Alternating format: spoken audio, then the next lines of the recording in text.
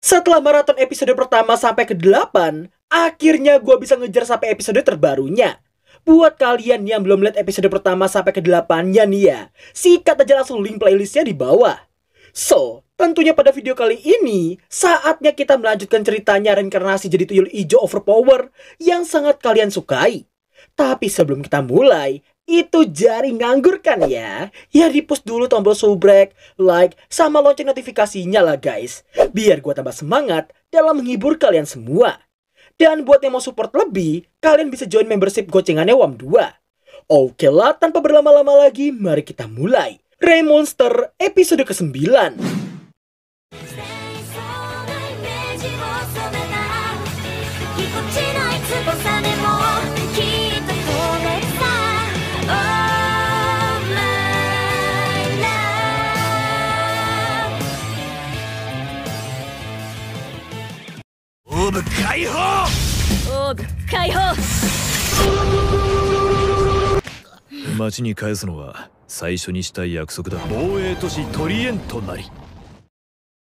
Setibanya rombongan Goburo di kota Trayan, apakah kota yang ternyata memiliki 25% wilayah demi-human di area padat penduduknya. Namun di saat para penjaga yang melihat Goburo yang merupakan seekor monster, hal itu membuat mereka histeris dan berniat melakukan evakuasi kepada semua warga kota. Untungnya aja, setelah Rubelia dan kawan-kawan menjelaskannya pada para penjaga, mereka akhirnya dibiarkan masuk dan mendapatkan tempat tinggal sementara. Sebelum berkeliling kota, Goburo meminta pada semua gadis untuk segera memutuskan mau menetap di kota itu ataukah ikut dengannya kembali ke koloni. Dirinya mengaku ingin dan akan menghargai apapun keputusan yang akan mereka ambil nantinya. Ngomongnya sih gitu, tapi dalam hati Goburo ini aslinya pasti nggak mau kehilangan koleksi waifunya sama sekali. Setelahnya, apakah Goburo dan Gobumi yang dipandu oleh Rubelia saat berkeliling kota tersebut. Sementara itu, Alma, Felicia, dan Netsuki terlihat sedang menjual produk dan material mentah ke pedagang lokal di kota itu. Di lain sisi, Goburo sesekali hampir mendapatkan serangan dari banyak orang karena wujud ogernya itu. Setelah pemilik kantor bisnis memberitahu bahwa mereka harus menjadi seorang petualang dulu, Rubelia pun mengajukan diri untuk mengurus semua dokumen yang ada. Setelah berkumpul lagi dengan Spinel dan kawan-kawan, apakah Goburo ia menolak saat mau diajak buat nyari baju bersama mereka. Akhirnya, setelah 8 episode berlalu, kita diperlihatkan sosok Tomokui Kanata sebelum berinkarnasi jadi tuyul ijo seperti ini. Goburo yang mau nyari informasi seputar kota pun langsung pamitan pergi dari sana.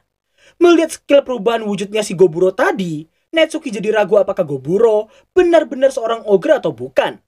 Fuki yang udah nyerah pun memintanya untuk gak usah terlalu memikirkan bos mereka itu. Berdasarkan apa yang ia dengar, sepertinya ogre memiliki reputasi yang sangat-sangat buruk. Goburo lalu terlihat memasuki sebuah gang dan langsung disergap oleh beberapa preman pasar di sana. Tapi jelas ia bisa mengurusi mereka semua tanpa kendala sedikit pun. Di tengah Goburo yang masih mukbang, dirinya mendapati semua preman itu yang ternyata punya cincin dengan pola yang sama. Hal tersebut membuatnya menyadari bahwa mereka semua pasti bekerja dalam suatu organisasi yang sangat besar. Gak lama kemudian, tanpa disengaja Goburo melihat seorang kesatria muda yang sedang mencari tuan putrinya yang sepertinya telah diculik oleh orang-orang dengan cincin yang sama seperti preman-preman tadi. Tanpa berbasa-basi, Goburo langsung menyelamatkannya saat si kesatria muda yang mau dibunuh oleh mereka semua.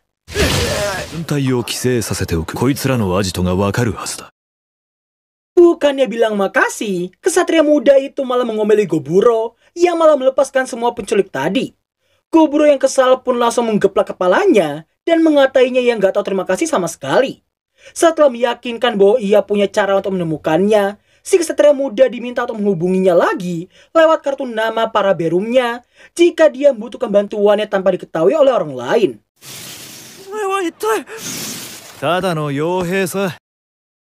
Singkat cerita, setelah si kesatria muda menemui Goburo dan memberitahukan kronologi kejadiannya, di sini Goburo mengaku telah mengetahui lokasi para penculik berkat cloningan mini miliknya. Dan akhirnya, para penculik berhasil ditumbangkan, dan si putri tomboy ini pun juga berhasil diselamatkan.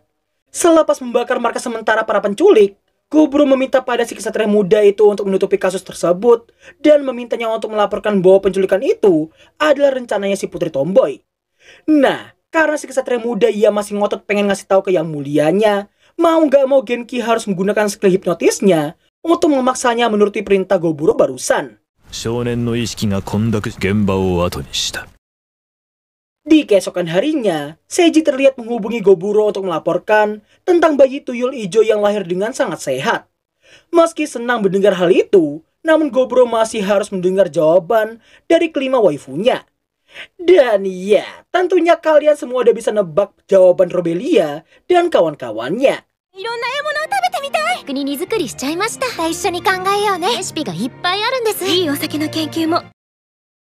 Tampangnya sih sok cool banget sih ya, tapi bisa aja isi hatinya itu kayak gini cuy. Cihuy, gak jadi minus ronde, cihuy. Di tengah rasa harunya itu, Napal ke si putri tomboy yang datang untuk berterima kasih padanya dengan cara yang seriusan bernada kusogaki.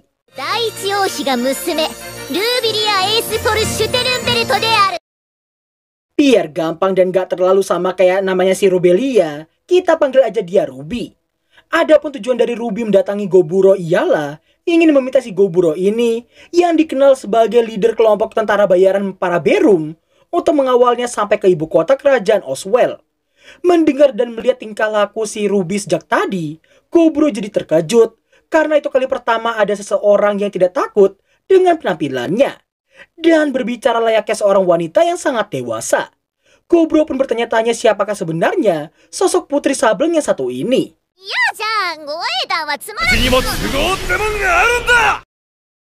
Agar tidak mengganggu sekitar, akhirnya Goburo terpaksa mendengarkan permintaannya si Ruby terlebih dahulu. Tapi mau berapa kali pun Goburo mencoba menolaknya, semua itu hanya ditanggapi dengan senyuman serta tawa kecil yang mengalihkan penolakan tersebut. Meski awalnya Goburo bersikeras mau menolaknya, tapi karena bayarannya adalah pelat emas yang setara dengan 1 juta koin emas, dan karena desakan dari para gadis, Goburo pun langsung menerimanya, toh dia juga penasaran sama tampilan ibu kota kerajaan itu. Setelah menemui Ruby dan si kesatria muda di gerbang depan, di sini Goburo semakin dibuat kepusingan karena si Ruby ini yang ternyata nggak ngomong dulu ke semua penjaganya. Hal tersebut pastinya akan membuat sebuah kepanikan dan beresiko untuk Goburo yang akan dikira sebagai penculiknya.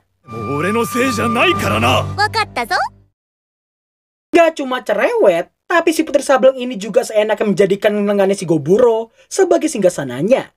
Setelah berburu beberapa kebo bertanduk dan memakannya di sana, terlihat Rubelia yang mau nyoba beradu mekanik melawan evolusinya Horn Rabbit yang disebut sebagai Blade Rabbit.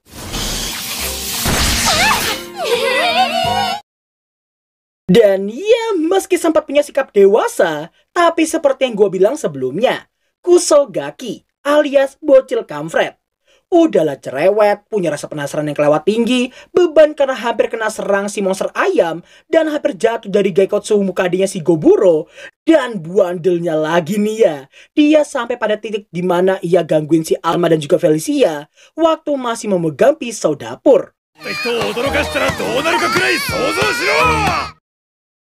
Hari 104, gara-gara ucapan Netsuki, Goburo jadi penasaran dengan 88 monster ular tempurung yang katanya bersembunyi di dalam tanah.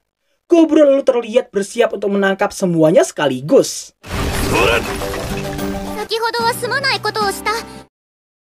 Goburo pun terlihat sangat senang karena berkat ceplesan pantat dan kedewasaan Ruby yang tertutupi sama sifat kusogakinya, dirinya terlihat meminta maaf pada Felicia dan berniat untuk membantunya sebagai bentuk permintaan maaf padanya.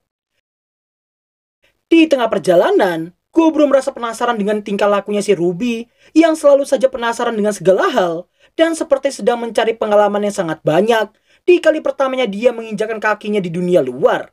Sewaktu mereka beristirahat lagi, si kesatria muda sekaligus teman masa kecilnya si Ruby ini meminta untuk dibiarkan ikut dalam pelatihan paginya si Goburo. Ruby yang juga mau melakukannya pun langsung ditentang oleh pengawalnya itu. Singkat cerita, di saat si kesatria muda yang terlihat kelelahan karena terlalu bergantung pada level, Ruby terlihat masih berlatih dan ucapannya tadi masih mengganggu pikirannya si Goburo saat ini. Dan tepat setelah mereka memilih rute sisi tebing yang merupakan tempat elang Falaise, sekaligus tempat monster evolusi Falaise yang punya nama Jade Eagle, nampaknya Netsuki dan Fuki yang sangat ketakutan dan gak mau tahu kalau sampai semua monster itu menyerang rombongan mereka nantinya. Namun yang terjadi, selepas menyantap hidangan elang Falaise, nampaknya rombongan mereka yang kini harus berhadapan dengan sosok Jade Eagle dan memutuskan untuk memakannya di saat itu juga. Peradu mekanikan yang telah berlangsung selama 1 jam lebih itu membuat Netsuki dan Fuki pesimis dan berniat untuk kabur dari sana tanpa memerdulikan Goburo sama sekali. Kepercayaan masih kurang itu sebenarnya membuat Gobumi dan juga Rubelia muak, tapi mereka meyakinkan jika sampai Goburo mati, maka Anime ini tamat dong ya. Gimana sih kalian ini? meyakinkan bahwa mereka akan membunuh elang itu dengan nyawa mereka sebagai taruhannya. Fuki lalu memberitahukan bahwa situasi di luar sana sudah mulai agak tenang. Namun ketika tirai dibuka, mereka semua dibuat sangat-sangat terkejut melihat Goburo yang terdesak oleh kekuatannya si Jade Eagle. Netsuki dan gengnya yang mengira semua telah berakhir, akan tetapi Goburo yang ternyata cuma lagi ngukur kekuatannya si Jade Eagle doang, baru akan masuk ke mode seriusnya setelah ia memakan tangannya sendiri dan langsung bisa meregenerasikan tangan serta kakinya yang telah terputus tadi. Sampai pada akhirnya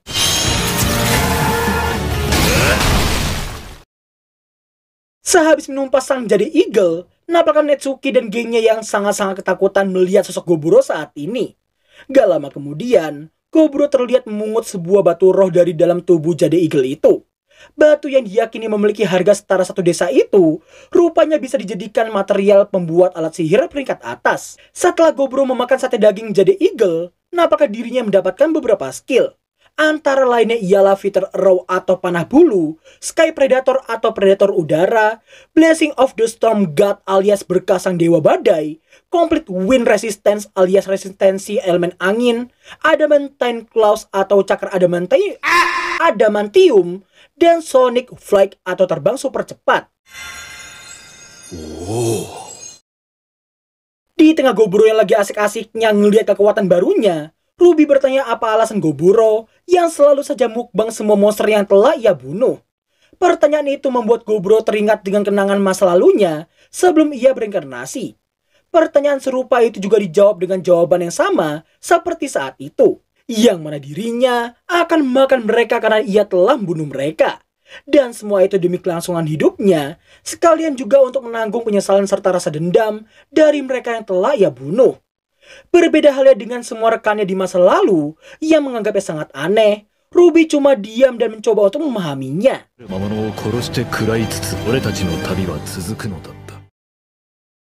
Dan berakhirlah alur cerita anime Tuyul Ijo Overpower episode ke-9.